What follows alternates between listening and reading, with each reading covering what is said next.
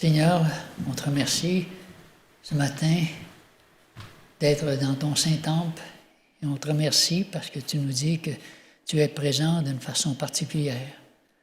Alors Seigneur, nous voulons ouvrir la porte de notre cœur à ton influence divine ce matin et que notre adoration puisse venir d'un cœur sincère. Nous t'adorons parce que tu es notre Créateur, parce que tu es notre Rédempteur et que tu es celui, Seigneur, non seulement qui nous a rachetés, mais qui veut nous avoir avec lui pour l'éternité.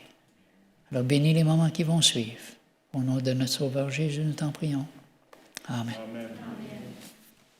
Je vous invite à prendre vos Bibles dans Luc 18, verset 8. Et ça dit ceci. « Je vous le dis, il leur fera promptement justice, mais quand le Fils de l'homme viendra, trouvera-t-il la foi sur la terre? » Que l'Éternel bénisse sa parole. Je vous invite à vous asseoir. Nous allons maintenant avoir le plaisir d'entendre un chant spécial.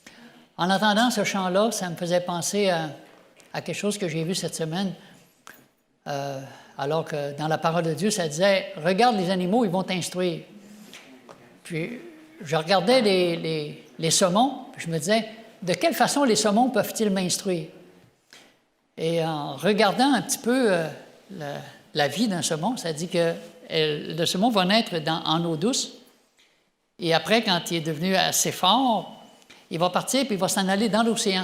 Et pendant 7 ans de temps, il va faire des milliers de kilomètres un peu partout. Et quand c'est le temps de revenir pour pondre ses œufs, il va revenir, il va refaire tout le chemin, il va s'en venir exactement à l'endroit où il est venu au monde. Mais il va rencontrer plein de difficultés, il va rencontrer des chutes, il va devoir monter, il va venir extrêmement épuisé, il va devenir maigre, pratiquement plus de force. Et quand le saumon arrive à son terme, il a juste le temps de pondre ses œufs et il meurt. Et là, les petits qui vont naître, eux, alors que le corps du saumon est en train de se décomposer, va servir de nourriture aux petits. Et ainsi, le saumon, en donnant sa vie, il donne la vie. C'est ce que Jésus a fait pour nous. En donnant sa vie, il nous donne la vie. Comme les animaux peuvent nous instruire sur beaucoup de sujets auxquels, des fois, on ne s'arrête pas. Dieu ne veut pas nous perdre, et le diable non plus. Dieu ne veut pas perdre aucun d'entre nous, et le diable ne veut pas perdre aucun d'entre nous non plus. Ils sont deux, mais vous savez que ce n'est pas les mêmes méthodes. C'est deux méthodes complètement différentes. Dieu nous donne plein de conseils pour éviter les ruses de cet ennemi, parce que le diable est plus sage que nous, il est plus intelligent que nous, mais Dieu est plus fort que lui. Et c'est pourquoi on fait appel à Dieu. Parce que si on ne fait pas appel à lui, on n'est pas assez intelligent pour être capable de déceler les pièges du malin, ça c'est sûr. La parole de Dieu peut être aussi comparée à un détecteur de mines. Il y a certains pays, quand on veut faire du mal, on pose des mines un peu partout, puis on les enterre dans le sol, et quand quelqu'un marche dessus, ça explose, et bien souvent, les gens vont perdre les jambes, ils vont tous être décapités, il y en a qui meurent, mais les gens sortent de là vraiment extropiés d'une façon incroyable. Et la Bible nous dit qu'on peut éviter les pièges que l'ennemi met sur notre chemin pour nous détruire, pour nous mutiler et pour nous faire du mal. Alors, c'est notre livre de référence, c'est la parole de Dieu. Les plus grands hommes de Dieu ont eu leurs moments de doute et de faiblesse et de découragement. Parce qu'il y a certaines difficultés où il semble qu'on n'a pas de solution, on ne sait pas quoi faire, on ne sait pas comment réagir. Et pourtant, Dieu a toujours une solution. Parce que chaque difficulté, c'est un appel à la prière. Remercions Dieu qu'on a assez de difficultés pour prier tout le temps. Il y avait un pasteur dans une église qui avait fait 4 fois le même sermon. Et les membres de l'église en avaient par-dessus la tête.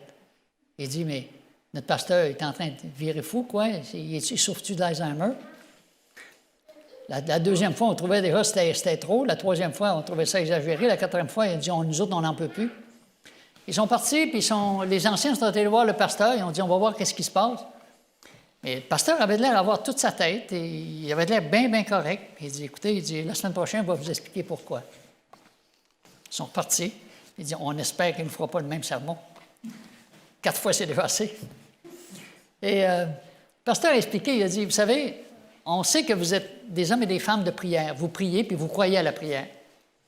On vit une situation extrêmement difficile présentement. Ça fait plusieurs semaines qu'il n'y a pas eu de pluie. Tout le monde souffre à cause de ça. Et on prie pour avoir de la pluie.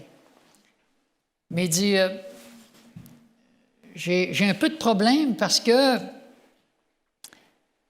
je sais que vous croyez sérieusement à la prière. Je suis convaincu de ça.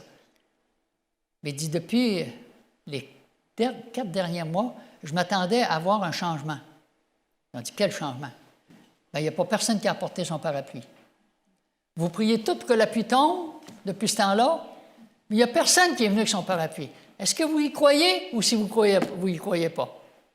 Et ça nous fait penser un petit peu à l'apôtre Pierre quand il était en prison. Toute l'Église était réunie, puis l'Église priait pour dire, « Seigneur, délivre Pierre! » Et quand Pierre arrive à la porte, puis il frappe, puis la servante elle rouvre, puis elle dit, « Hey, Pierre, il est sorti de prison, il est là. » C'est quoi que les autres ils ont dit? « T'es folle, voyons, ça se peut pas qu'il soit sorti de prison. » Bien, les autres ont dit, « On est en train de prier pour ça, ça se peut pas qu'il soit sorti. » On est bizarres, nous, les êtres humains. On prie pour quelque chose, puis quand ça arrive, on est tous surpris que ça arrive, on dit, « Pourquoi c'est arrivé? » Prions, les amis, avant qu'on débute. Notre Dieu, notre Père. Oui, notre foi est petite, on le reconnaît. Et ce matin, tu as un message pour nous. Nous sommes venus dans ton sanctuaire en cet instant, avec un cœur humble et soumis à toi, pour recevoir des instructions de ta part, afin, Seigneur, qu'on ne tombe pas dans les pièges de cet ennemi qui veut nous perdre. Nous savons qu'il est plus rusé que nous. Nous savons qu'il y a plus de 1001 trucs pour nous perdre. Alors, Seigneur, toi qui as un message pour rassurer ton peuple, pour nous aider, Seigneur, et nous prévenir de ces pièges destructeurs, que ton Saint-Esprit, ce matin, puisse être avec chacun d'entre nous, et qu'avec des cœurs humbles, nous puissions recevoir cette parole comme venant de toi, afin que la guérison, Seigneur, puisse être parmi chacun d'entre nous, et que tous ensemble, on puisse reconnaître que tu es un Dieu bon, qui veut notre bien, qui nous aime d'un amour infini, et qui veut nous avoir avec lui pour l'éternité. Merci, Seigneur, que ton Saint-Esprit soit présent dans cette assemblée. Au nom de Jésus, on t'en prie. Amen. Pourquoi est-ce qu'on est encore ici sur cette terre? Ça fait tellement longtemps qu'on est sur cette terre. Pourquoi est-ce que ça tarde tant? Ce matin, on a lu un texte dans Luc 18, ça dit « Quand Jésus reviendra, trouvera-t-il la foi sur la terre? » Il y a des personnes qui m'ont dit « Je trouve ça très négatif. » Ça veut dire que quand Jésus va revenir, il n'y aura pas pratiquement personne. Quand c'est arrivé dans le temps du déluge, il y a 8 personnes qui sont rentrées. Quand Jésus est venu sur la terre, il n'y a pratiquement personne qui l'attendait. Alors, c'est un texte qui est quasiment décourageant pour nous. Et moi, je me dis, c'est drôle, je ne vois pas la même façon, je ne vois pas la même chose que vous. Ben oui, qu'il va y avoir du monde qui va avoir la foi. Le Seigneur nous dit qu'il va y avoir une multitude qui va avoir la foi. Alors moi, je trouve que c'est un texte encourageant, et d'autres trouvent que c'est un texte décourageant. Ça dépend toujours de la perspective, avec quels yeux on le voit, parce que Dieu nous dit qu'avec la puissance du Saint-Esprit, ça va être plus puissant que la première Pentecôte. La deuxième Pentecôte, elle va être extraordinaire. Des millions de personnes vont donner leur vie au Seigneur. Alors, pour moi, ça m'encourage. Pourquoi est-ce que le peuple de Dieu, qui est sorti d'Égypte, a-t-il tourné en rond pendant 40 ans?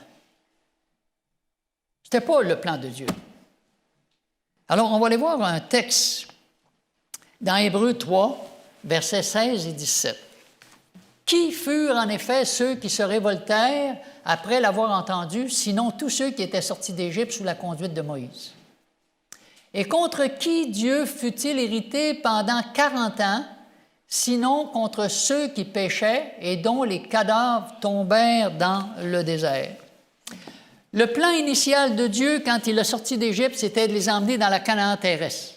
Dans cette Canaan-là, il allait prospérer, il allait être heureux, et le peuple allait être béni, et ça devait se faire extrêmement rapidement. Qu'est-ce qui s'est passé? Quelles difficultés ont-ils rencontrées qui a fait que la majorité n'a pas pu pénétrer en Canaan?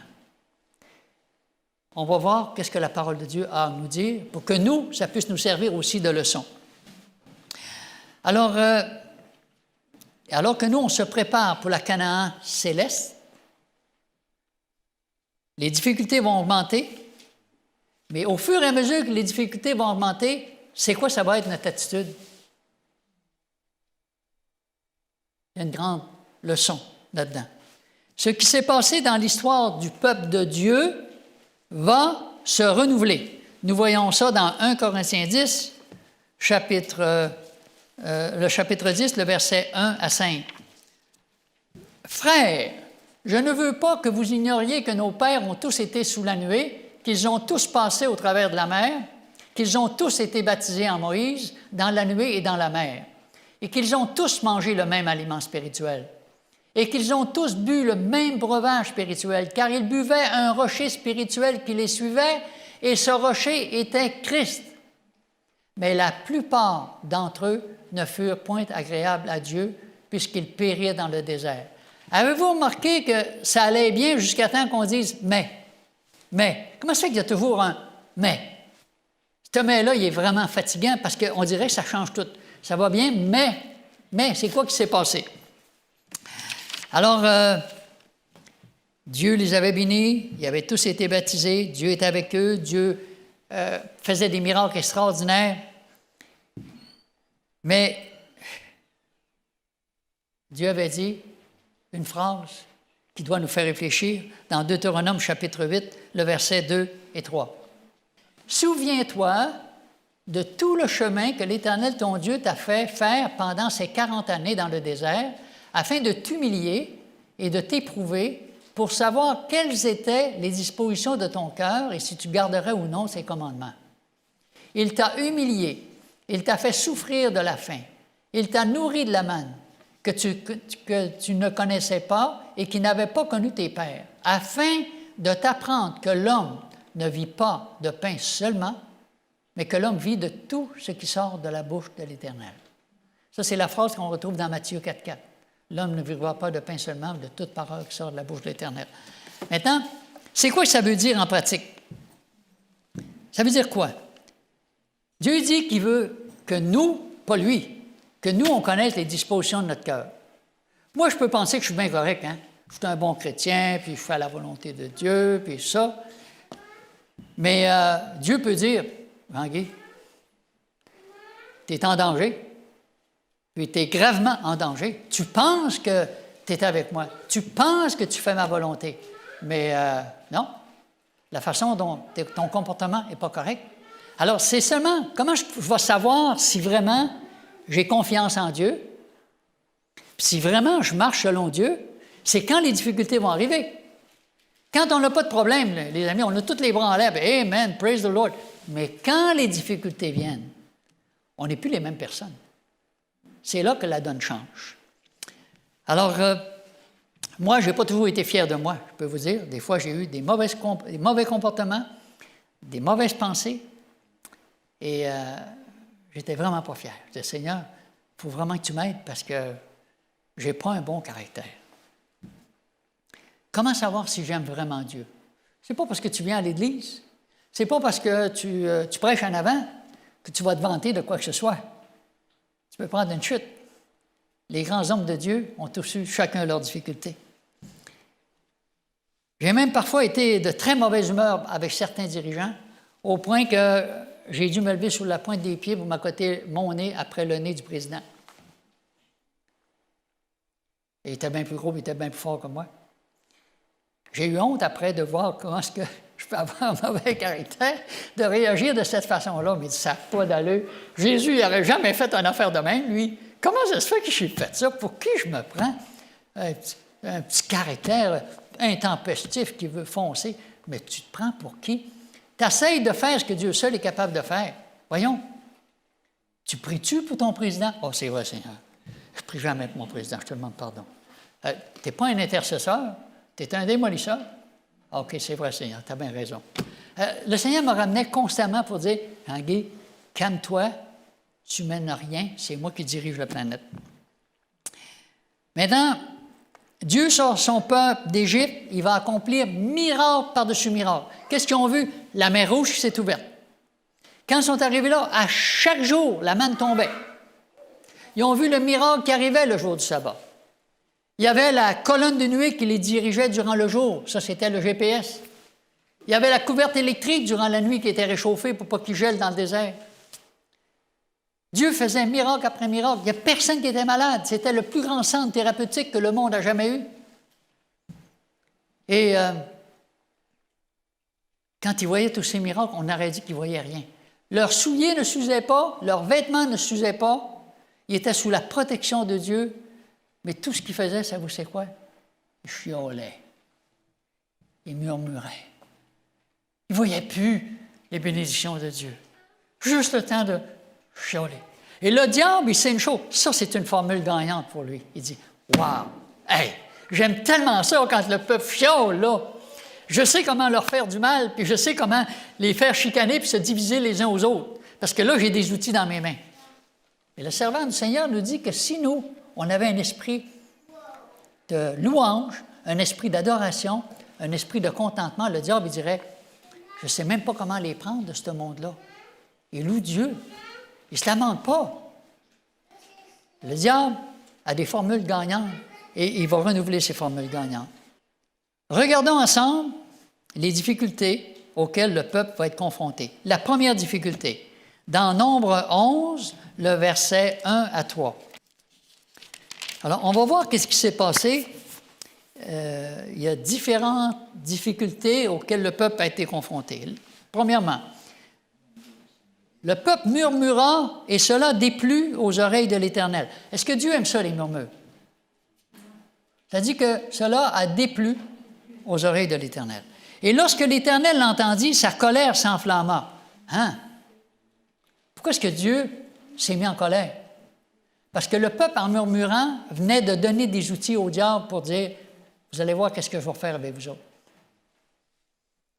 Et le feu de l'Éternel s'alluma parmi eux et dévora l'extrémité du camp. Le peuple cria à Moïse, et Moïse pria l'Éternel et le feu s'arrêta. On donna à ce lieu le nom de Tabéra parce que le feu de l'Éternel s'était allumé parmi eux. Une situation difficile. Le peuple n'apprécie pas du tout l'expérience du désert. Le peuple ne comprend pas qu'avant le dessert, c'est le désert. Nous, on voudrait avoir le dessert tout de suite. Le Seigneur dit non, il faut passer au travers du désert. Parce que vous ne savez pas qui vous êtes vraiment. Dieu, il ne veut pas emmener personne qui va chicaner au ciel, là. Non, si on n'est pas capable de régler nos problèmes sur la terre, les amis, on n'a pas de place au ciel, oublions ça. Il y a du mécontentement, tout le monde se plaint, le peuple murmure. Et Dieu va devoir agir parce que l'insurrection est sur le point d'éclater.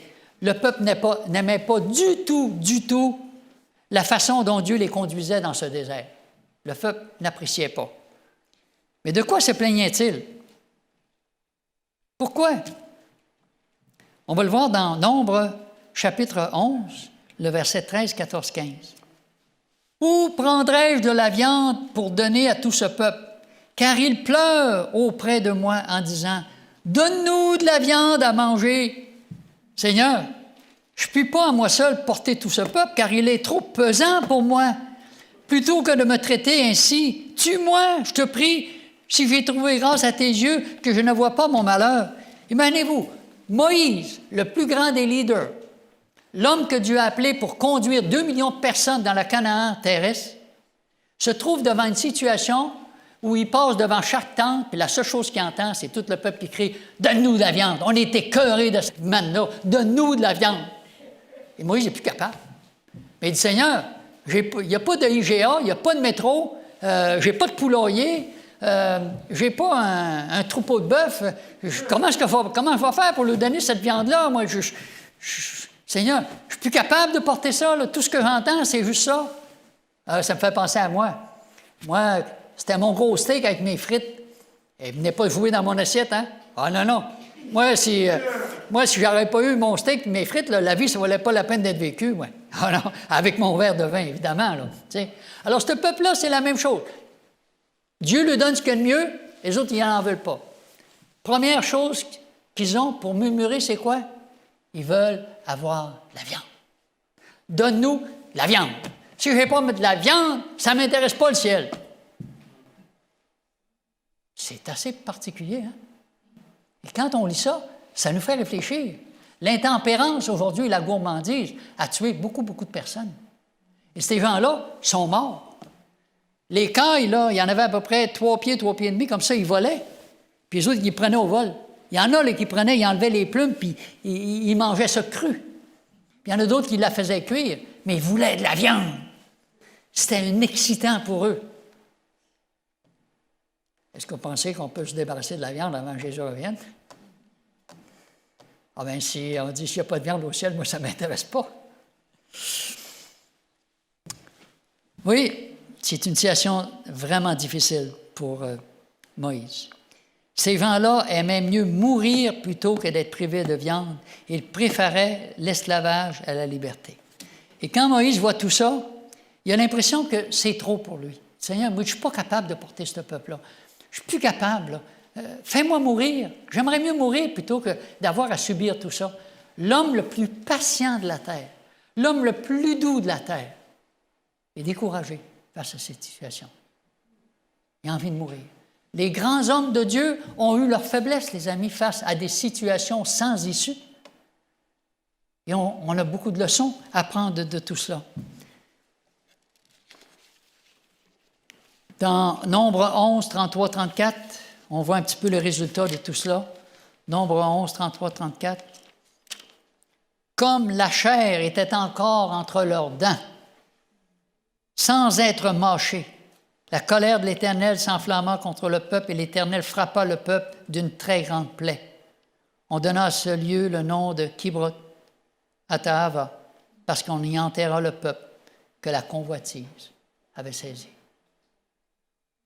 On pourrait faire tout un sermon juste là-dessus, sur la convoitise, sur la gourmandise, sur l'intempérance. qui fait que tant de monde qui sont malades et tant de monde qui souffre. Ce n'est pas la faute de Dieu. Mais l'être humain n'aime pas bien souvent ce que Dieu lui recommande. Maintenant, la seconde difficulté. Et cette seconde difficulté-là, elle est vraiment particulière parce que jamais on se serait attendu qu'une situation comme ça puisse arriver. Imaginez-vous, c'est dans Nombre chapitre 12, le verset 1 à 3. Moïse et Aaron parlèrent contre Moïse au sujet de la femme éthiopienne qu'il avait prise, car il avait pris une femme éthiopienne. Ils dirent, « Est-ce seulement par Moïse que l'Éternel parle?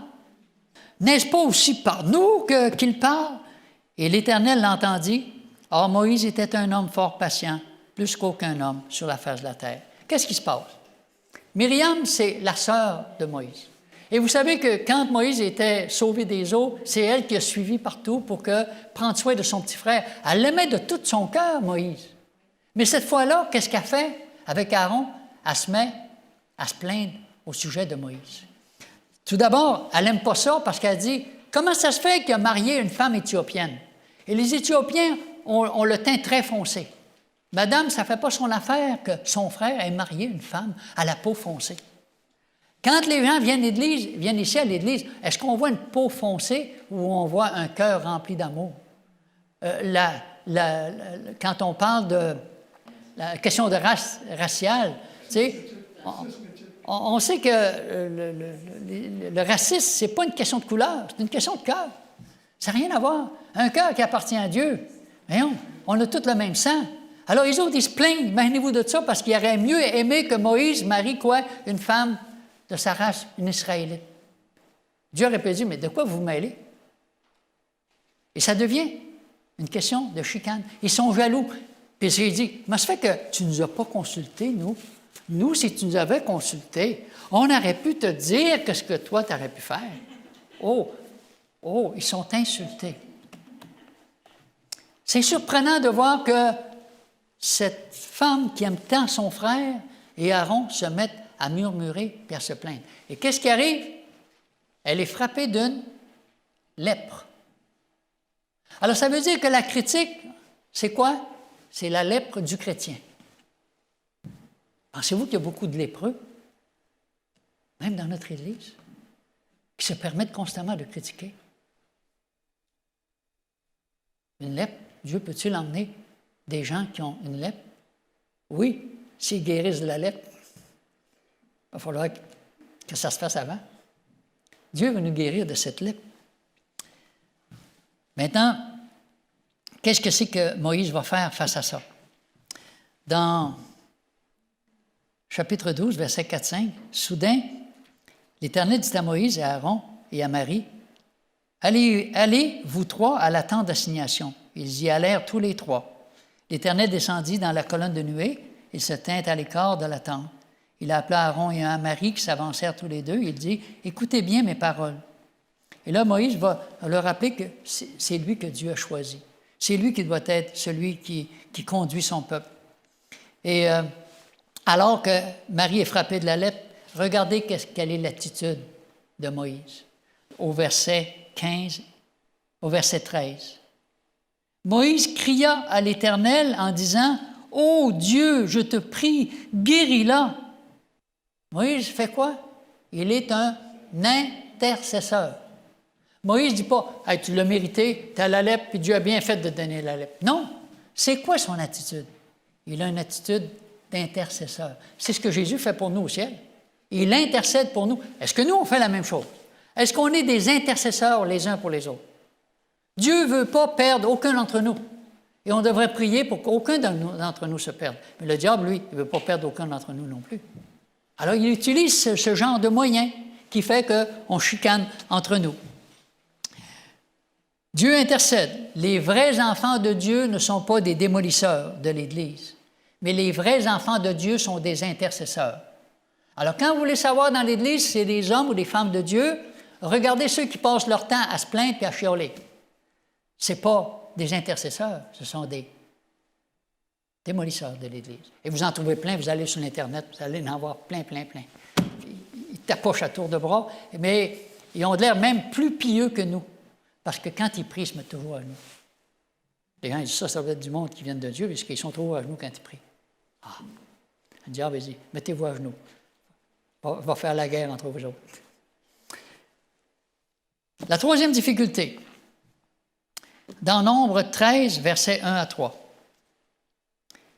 L'Éternel parla à Moïse et il dit, « Envoie des hommes pour explorer le pays de Canaan, que je donne aux enfants d'Israël. Tu enverras un homme de chacune des tribus de leur père.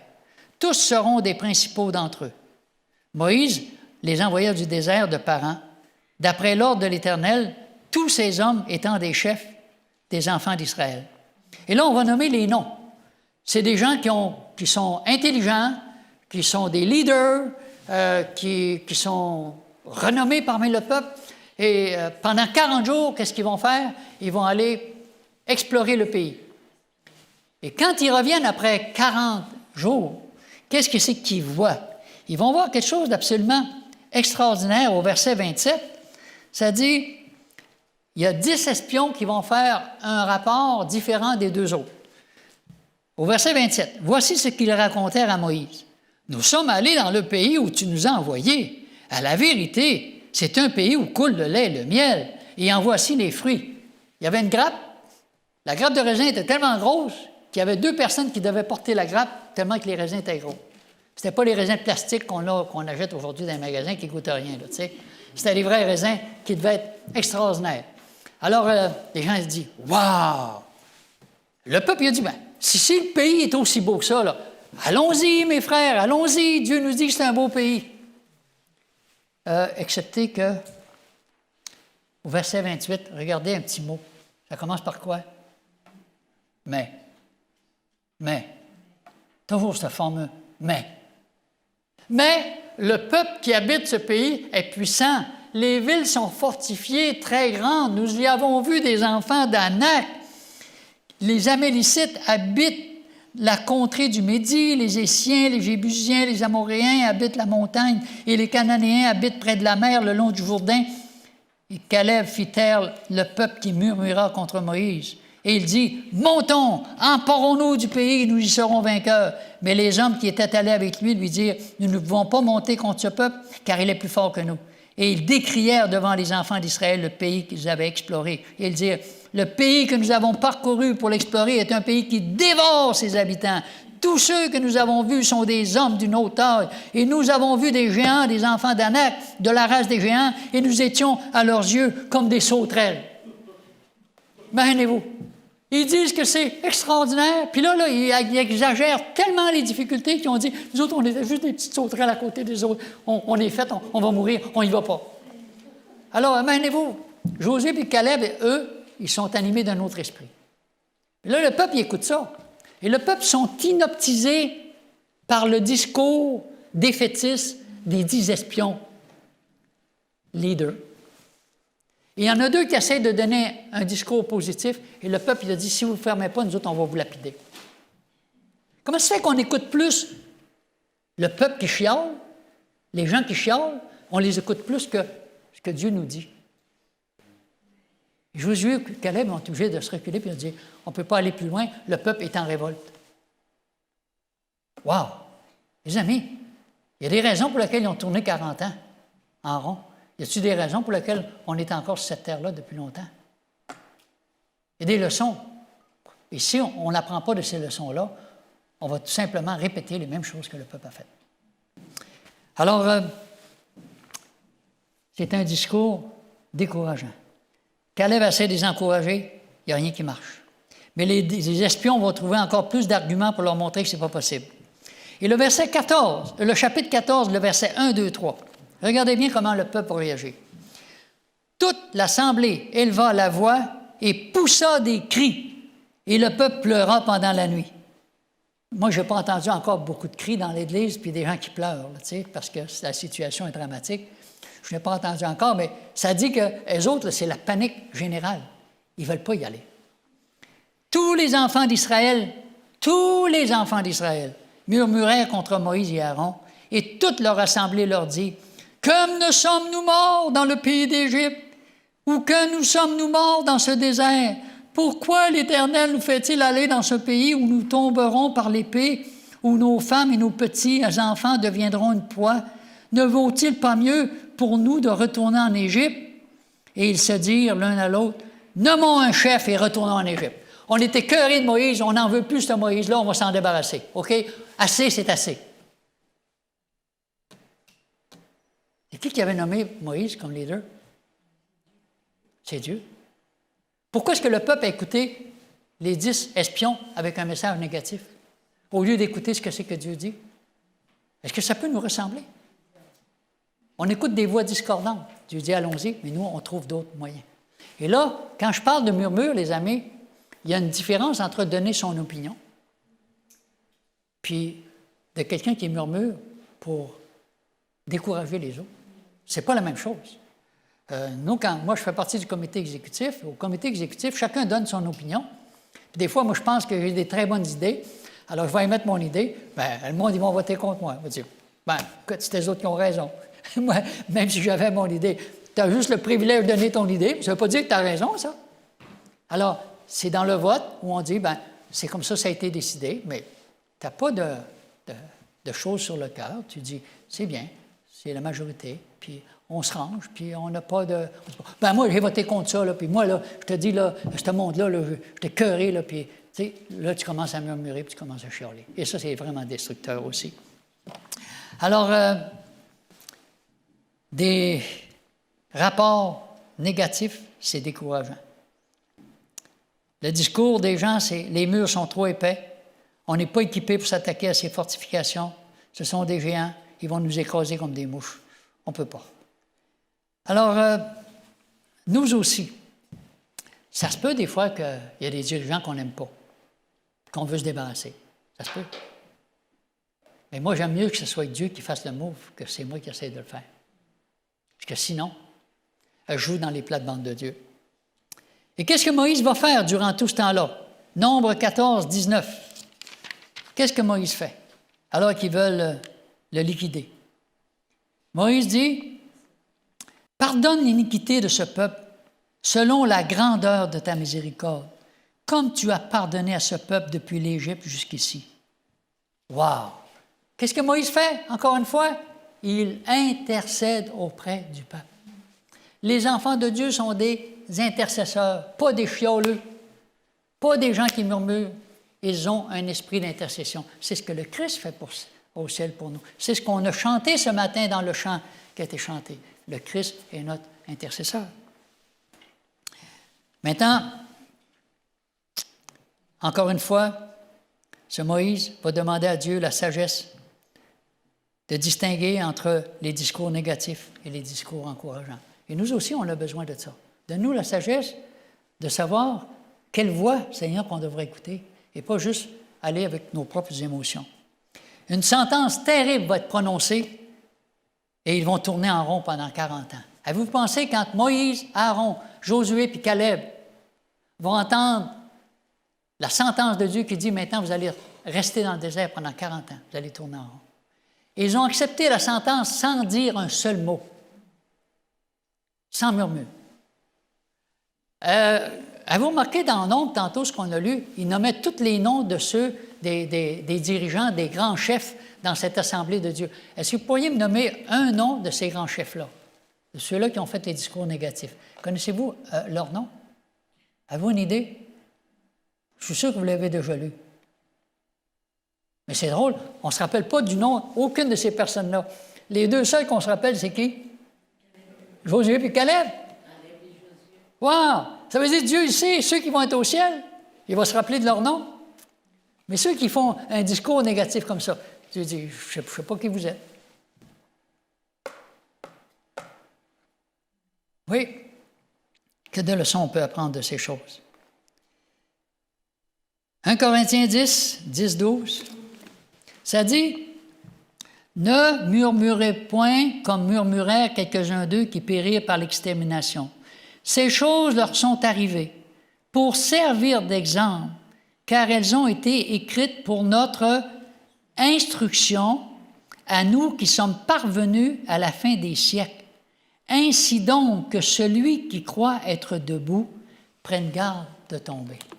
Ça vaut pour vous, ça vaut pour moi, ça vaut pour n'importe quel leader. On est tous dans le même bateau avec ça. Dieu est patient, extrêmement patient. Ses chefs n'avaient plus confiance en Moïse. Ils ont voulu le liquider. Ils ont voulu s'en débarrasser. Et le peuple va continuer à murmurer pendant 40 ans. La quatrième difficulté maintenant. Nombre 15, à partir du verset 32. 32, 33, 34. Comme les enfants d'Israël étaient dans le désert, on trouva un homme qui ramassait du bois le jour du sabbat. Ceux qui l'avaient trouvé ramassant du bois l'amenèrent à Moïse et à Aaron et à toute l'assemblée. On l'a mis en prison car ce qu'on devait lui faire n'avait pas été déclaré. L'Éternel dit à Moïse, « Cet homme sera puni de mort. Toute l'assemblée le lapidera hors du camp. » Et toute l'assemblée le fit sortir du camp et le lapida et il mourut, comme l'Éternel l'avait ordonné. Pourquoi est-ce que Dieu a fait ça? Dieu dit que son sabbat, il est saint. C'est un jour sanctifié par Dieu. Et cet homme-là qui connaît la vérité, il défie devant tout le peuple et dit, même si Dieu a dit ça, moi, c'est ça que je fais. Et là, imaginez-vous, c'est tout le peuple qui regarde ça, puis il n'y a rien qui se passe. Toute l'assemblée va dire, nous, maintenant, on travaille la journée du sabbat. Et Dieu est un chirurgien. Dieu doit amputer le mal qui risque de se répandre partout parmi le peuple, et le peuple va mettre le sabbat de côté. Et nous, on sait très bien, les amis, que si on avait toujours respecté le sabbat, il n'y aurait jamais eu un athée sur la terre. Parce qu'on se serait toujours rappelé que Dieu est notre Créateur et que Dieu est notre Sauveur. En enlevant ça, on enlève l'autorité, la suprématie et la grandeur de Dieu. Dieu est le Créateur. Et parce qu'on a mis ça de côté, aujourd'hui, les gens croient n'importe quoi. Alors, Dieu doit agir. Si Dieu faisait ça à chaque fois, les amis, ce serait terrible. Mais c'est une leçon qu'il nous a donnée pour dire, pourquoi est-ce que vous défiez Dieu ouvertement? Ce n'est pas quelqu'un qui agit par ignorance. Il sait tout ça. Il dit, même si Dieu me dit ça, moi, c'est ça que je fais. C'est une rébellion contre Dieu. Et Dieu doit agir. Maintenant, on a une autre difficulté. La cinquième difficulté. C'est dans Nombre, chapitre 16, 1, 2, 3. Coré, le fils de Jitsar, le fils de Kehat, fils de Lévi, se révolta avec Dathan et Abiram, fils d'Éliab, et On, fils de Pélet, tous trois fils de Ruben. Ils se soulevèrent contre Moïse avec 250 hommes, des enfants d'Israël, des principaux de l'assemblée, de ceux que l'on convoquait à l'assemblée et qui étaient des gens de renom. Ce pas des nonos qu'on va chercher, c'est des gens qui ont une grande autorité dans l'Église, des personnes qui ont une grande influence. Et on va chercher 250 de ces personnes pour dire, là, Moïse, là, on a notre voyage, comprends-tu? Alors, on va se réunir ensemble et on va faire quelque chose, on va se séparer, puis on va l'éliminer. On ne veut plus y voir la face, Moïse. Alors, ils s'assemblèrent contre Moïse et Aaron et leur dirent, ça en est assez, car toute l'assemblée, tous sont saints, et l'Éternel est au milieu d'eux. Pourquoi vous élevez-vous au-dessus de l'assemblée de l'Éternel? Et quand Moïse a entendu cela, il a tombé sur son visage. Seigneur, qu'est-ce que tu veux que je fasse? C'est tous ces leaders qui sont en train de se révolter. Qu'est-ce que tu veux que je fasse? Moïse est complètement dépourvu face à une situation incroyable. Et quand on pense à Coré, Coré, c'était quelqu'un qui était parent avec Moïse. Il n'aimait pas le leadership de Moïse. Alors, quand il a commencé à énumérer toutes les faiblesses que Moïse avait, il y a beaucoup de personnes qui ont commencé à l'écouter et dire, c'est vrai, sais-tu qu'on avait plus ça, mais il y a ce défaut-là. Bien, c'est pas tout, mais il y en a un autre. Probablement qu'ils ont dû faire une liste des défauts de Moïse. C'est facile de trouver les défauts chez un être humain, hein? Moi, je demandais à ma femme, trouve-moi les défauts. Écoute, elle pourrait en faire 2 pages. C'est sûr. Elle n'aurait pas de misère de trouver mes défauts. Ben, c'est sûr. Je suis plein de défauts. C'est certain. Mais, tu sais, ça y prend la grâce de Dieu pour m'aimer pareil. C'est ça qui fait la différence, tu sais. Bon, puis Dieu nous a maintenus encore depuis 50 ans Alors, on dit, merci Seigneur. Ça tenait juste sur un fil, mais tant que Dieu tenait le fil, ça reste. Avec Dieu, pas de problème. Alors, ces gens-là écoutaient le point de vue de ces leaders. Ils disaient, ouais, il a raison, il a raison. Tout ce que Corée leur disait semblait faire du sens. Alors, l'amertume, les désappointements et les difficultés souvent exagérées firent boule de neige et tout cela commença à se répandre partout dans le camp. Alors, il n'y a plus personne qui se cachait maintenant pour dénoncer Moïse et son leadership. Tout le monde en parlait. Et la révolte a éclaté au grand jour. Nombre 16, 12 à 14. Moïse envoya appeler Dathan et Abiram, fils d'Éliab. Mais ils dirent, « Nous ne monterons pas. N'est-ce pas assez que tu nous aies fait sortir d'un pays où coule le lait et le miel? » Pardon? Dieu les a fait sortir d'où?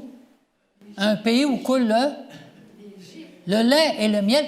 L'Égypte, c'était le lait et le miel, alors qu'ils étaient des esclaves. Les amis, il y a quelque chose qui ne marche pas, là. Moi, quand je lis ça, je dis, wow, le peuple a perdu la boule complètement, là. Ils ont beau penser qu'ils sont inspirés par Dieu, mais ils ne sont pas inspirés et ils nous font transpirer. Alors, n'est-ce pas assez que tu nous as fait sortir d'un pays où coule le lait et le miel pour nous faire mourir dans le désert sans que tu continues à dominer sur nous? Tu es juste un dictateur. Puis on n'est plus capable d'avoir un dictateur avec nous. On va t'éliminer. L'homme le plus patient. Moi, si quelqu'un me dirait des bêtises, je dirais, tu as probablement raison. Comme c'est arrivé une fois, je faisais du colportage, puis je suis arrivé à Havre-Saint-Pierre. Puis c'était vraiment la plus belle maison qu'il y avait dans ce coin-là. Puis je suis rentré là. Madame était très, très gentille. Écoute, c'était une belle maison. Et puis, madame, elle regarde les livres, elle dit, « Hey, c'est beau ce que vous faites. » Mais son mari est rentré. Son mari, lui, il m'a apostrophé, il dit, « T'es qui, toi? » « Ben, Jean-Guy Tremblay. C'est pourquoi? Il dit, « C'est quoi tu fais ici? » Ben, il dit, « Moi, je travaille pour les services de santé et de la famille. » Il dit, « C'est quoi ton permis? As-tu ton permis? » J'ai dit, « Ben oui. » Là, je montre le permis provincial. Hey, il dit, « Écoute, fais pas ton niaiseux.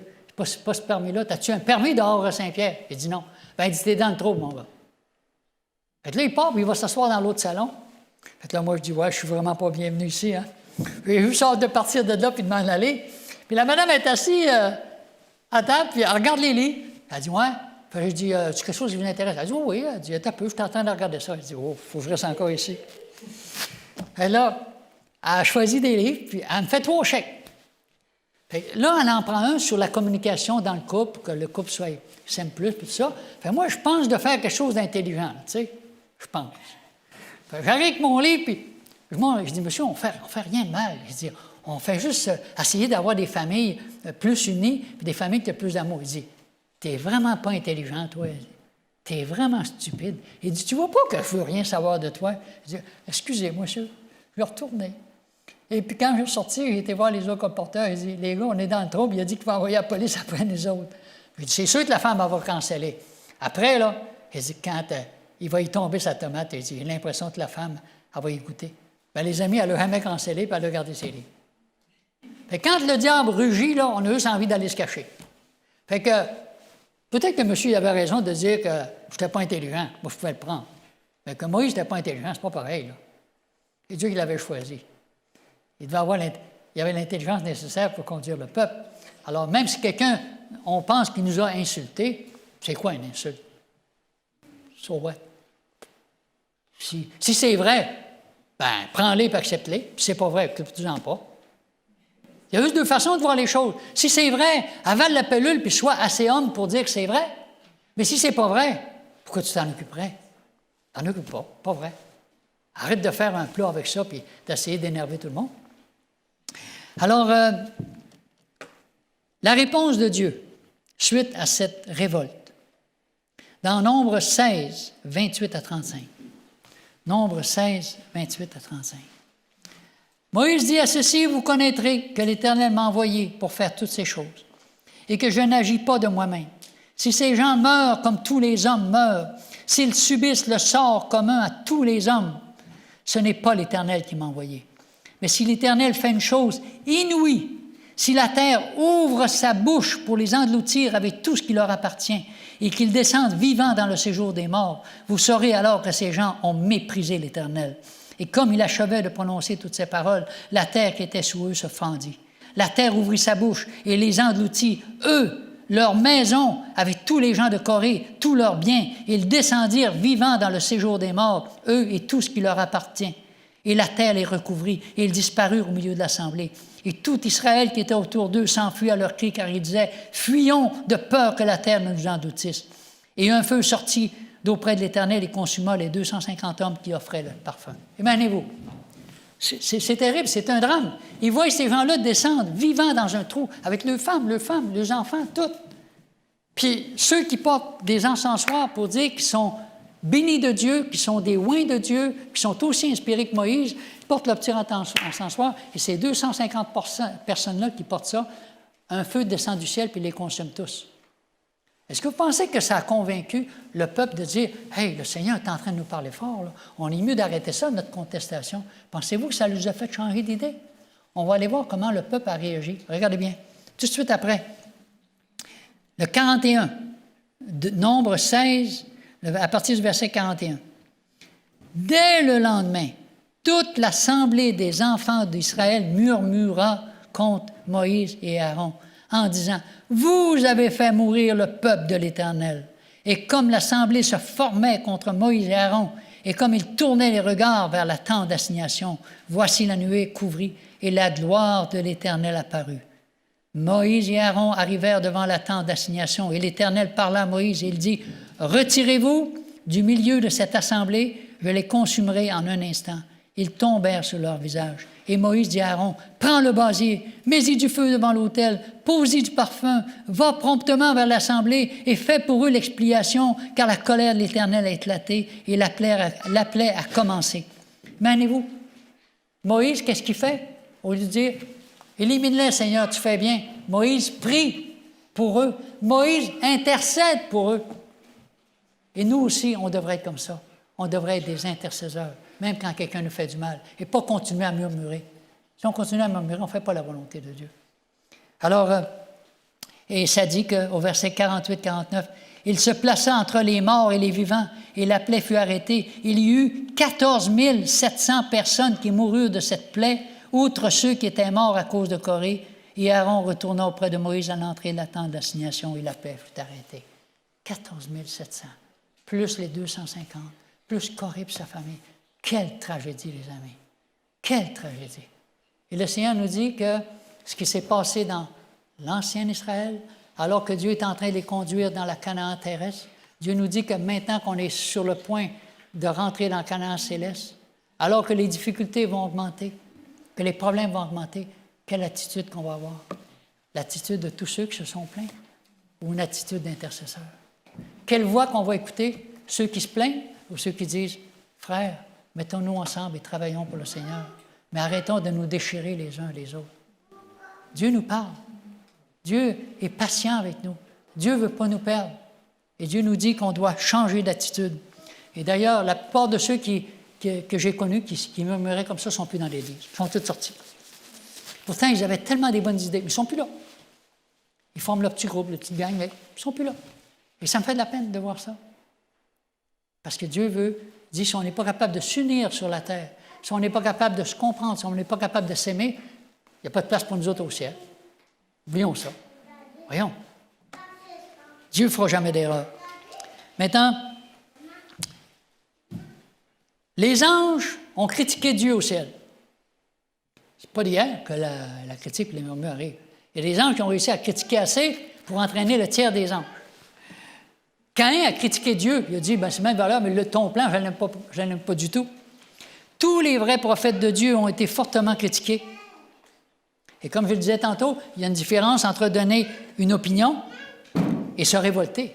Ce n'est pas la même chose du tout. Jésus a été critiqué. Lisons ça dans Marc, chapitre 3, le verset 21. Les parents de Jésus, ayant appris ce qui se passait, vinrent pour se saisir de lui, car ils disaient, « Il est hors de sens. » Imaginez-vous, les parents de Jésus disent, « Il est fou, notre fils. » Ses frères et ses sœurs pensent qu'il est fou. Est-ce que vous êtes déjà fait traiter de fou parce que vous croyez en Dieu, parce que vous lisez la parole de Dieu? même au sein de votre propre famille. On s'est tout fait traiter de fou au sein de notre famille. Mais on a traité Jésus de fou, pas n'importe qui. Le sauveur de l'humanité, le créateur du ciel et de la terre, qu'on traite de fou. Ça, c'est de la part de son père et de sa mère. Et tout de suite après, au verset 22, et les scribes qui étaient descendus de Jérusalem dirent, il est possédé de Belzébuth, c'est par le prince des démons qu'il chasse les démons. Est-ce que ce n'est pas une insulte d'appeler Jésus le prince des démons? Ça, c'est les plus grands chefs religieux.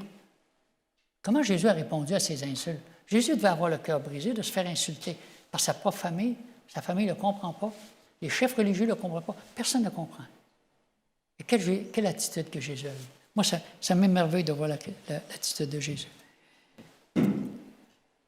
La crise finale arrive. Pourquoi sommes-nous ici? Dans Message choisi, le volume 1, page 78. Pourquoi est-ce qu'on est encore sur cette terre alors que Dieu a bien plus hâte de revenir que nous autres, on a hâte qu'il revienne?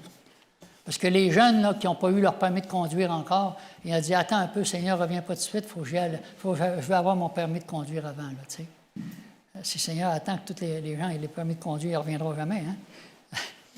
Alors, écoutez ceci. L'incrédulité, les murmures et la rébellion tinrent l'ancien Israël hors du pays de Canaan pendant 40 ans. Les mêmes péchés ont retardé l'entrée de l'Israël moderne dans la Canaan céleste. En aucun de ces cas, Dieu ne s'est trouvé en faute. Dieu ne fait pas d'erreur. Ce sont l'incrédulité, la mondanité, le manque de consécration et les disputes parmi le peuple qui fait profession d'appartenir au Seigneur et qui nous ont retenus si longtemps dans ce monde de péché et de souffrance.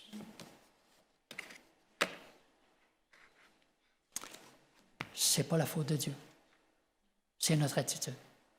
Et tout le nombre 11 nous rappelle comment le peuple a murmuré contre les leaders de Dieu, contre Moïse, l'homme le plus patient, et comme nous, à la fin des temps, on va devoir affronter des difficultés qui sont encore plus grandes. Les moyens que Dieu utilise ne sont pas là pour nous détruire, pour nous anéantir, mais Dieu veut nous préparer pour le ciel. Pourquoi ces exemples nous ont-ils été donnés? Pourquoi? 1 Corinthiens 10, 9 à 11. On retourne encore. 1 Corinthiens 10, 9 à 11. Ne tentons point le Seigneur comme le tentèrent quelques-uns d'eux qui périrent par les serpents. Ne murmurez point comme murmurèrent quelques-uns d'eux qui périrent par l'exterminateur. Ces choses leur sont arrivées pour servir d'exemple et elles ont été écrites pour notre instruction, à nous qui sommes parvenus à la fin des siècles. Ainsi donc, que celui qui croit être debout prenne garde de tomber. Que Dieu bénisse sa parole. Dieu veille sur son Église, même si cette Église semble imparfaite et faillible. Elle est l'objet de son extrême sollicitude. Dieu veut garder son Église comme la prunelle de ses yeux. Dieu a une Église.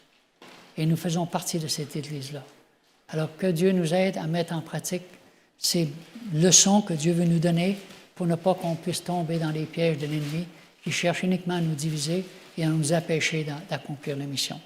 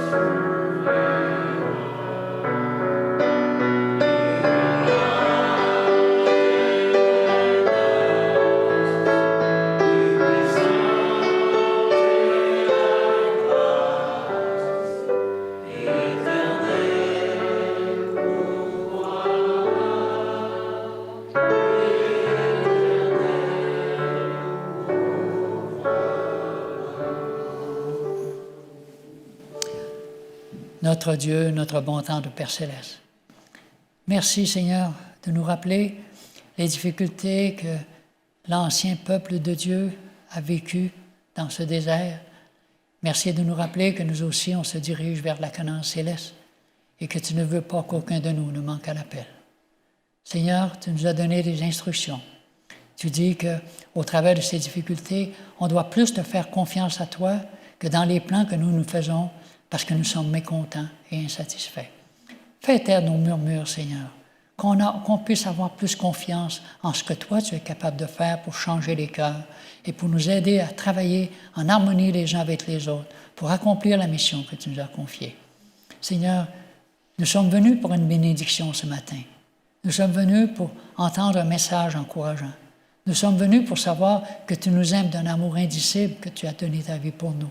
Nous voulons repartir de ce lieu avec ta paix, avec l'assurance, Seigneur, que tu conduis un peuple, que nous voulons faire partie de ce peuple, non pas en murmurant, mais en ayant pleine confiance dans sa direction divine. Que ta paix et ta grâce soient sur chacun d'entre nous et sur tous ceux qui, de près et de loin, Seigneur, ont entendu ta voix. Au nom de notre Sauveur, nous t'en prions. Amen.